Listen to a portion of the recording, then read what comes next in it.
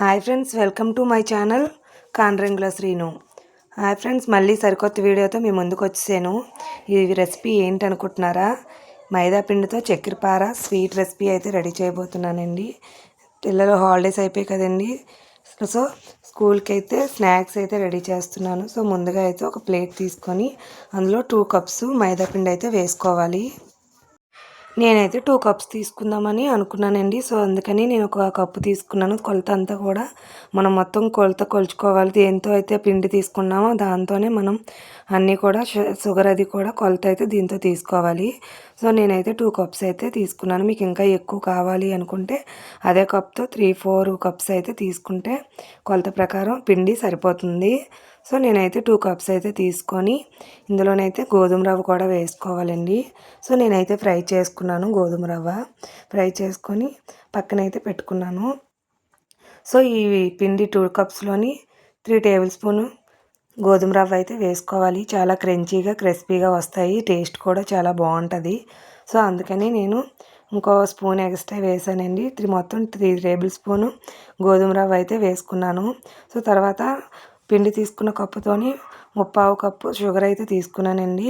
దాన్ని మిక్సీలో అయితే వేసుకొని గ్రైండ్ చేయాలి కదా అని ముందైతే యాలకులు అయితే వేసుకున్నాను. 4 యాలకులు వేసి షుగర్ని కూడా అందులో వేసుకొని దీన్ని అయితే బాగా పౌడర్లా చేసుకోవాలండి. మళ్ళీ ఈ షుగర్ పలుకుల్లా ఉండిపోతాయి. సో అందుకని మనం మిక్సీ చేసి వేసుకుంటే పిండిలో బేగా మిక్సీ అయిపోతుంది. సో అందుకని నేనైతే షుగర్ని అయితే మిక్సీ చేసుకున్నానండి. సో షుగర్ అంతా కూడా మొత్తం బాగా గ్రైండ్ చేసేసుకోవాలి.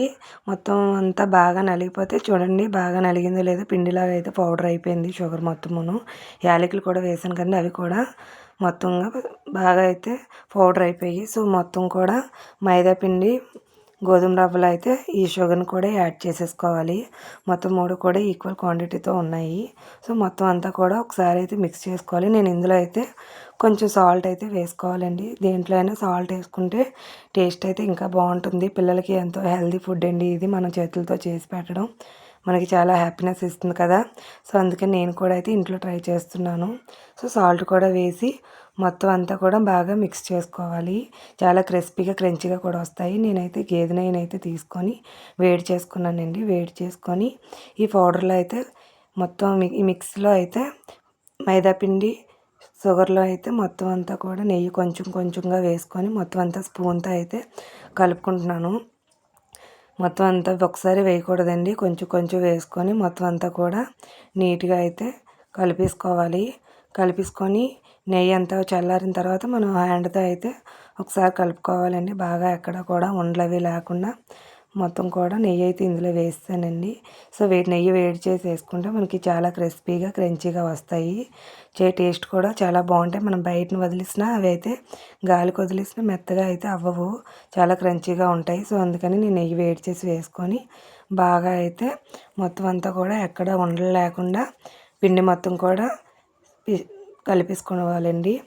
సో మొత్తం కూడా కలిపేసుకున్నాను. బాగా కలిపేసుకొని మనం ముద్దలా అయ్యే వరకు కన్సిస్టెన్సీ అయితే ఇలా రావాలి.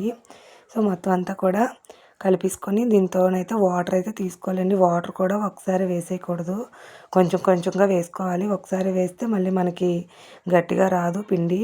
సో అందుకని కొంచెం కొంచెం వేసుకొని అలా కలుపుతూ ఉండాలి. పిండి అంతా కూడా ఎక్కడ కూడా ఉండలవి లేకుండా మొత్తం అంతా కూడా కలుపుకోవాలండి. సో నేను మళ్ళీ కొంచెం నెయ్యిని అయితే వేసి కలుపుకున్నాను. సో మొత్తం అంతా కూడా చపాతీ ముద్దలాగా అయితే తయారవుతుంది. సో దీన్ని అయితే ఒక 15 మినిట్స్ అయితే పక్కన పెట్టుకోవాలి. పిండి నానుతుంది. సో స్టవ్ మీద అయితే ప్యాన్ పెట్టి ఆయిల్ వేసి స్టవ్ని అయితే మీడియంలో పెట్టానండి. ఆయిల్ అయితే హీట్ అవుతుంది.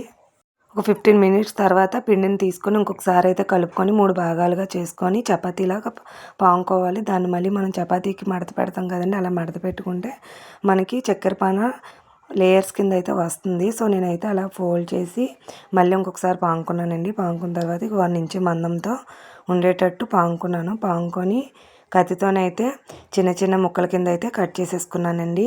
ఆ చిన్న చిన్న ముక్కల్ని ఆయిల్ హీట్ అయిన తర్వాత మంటని లోలో పెట్టుకొని ముందు ఫ్రై చేసుకోవాలి. సో కొంచెం ఎందుకంటే మంట హైలో పెడితే ఒకసారి కలర్ మారిపోతే లోపల అయితే ఉడకవు. సో అందుకని మంటని మీడియంలోనే పెట్టుకొని ఫ్రై అయితే చేసుకోవాలి. సో ఇలా చిన్న చిన్న ముక్కల కింద అయితే కట్ చేసుకోవాలండి. చాలా టేస్టీగా ఉంటాయి, చాలా సూపర్ కూడా ఉంటాయి. సో చూసారా, కలర్ అయితే గోల్డెన్ షేడ్ కలర్లోకి అయితే వచ్చింది. మంటని హైలో అయితే పెట్టకండి, అస్సలు ఉడకకుండా రంగు అయితే వచ్చేస్తాయి.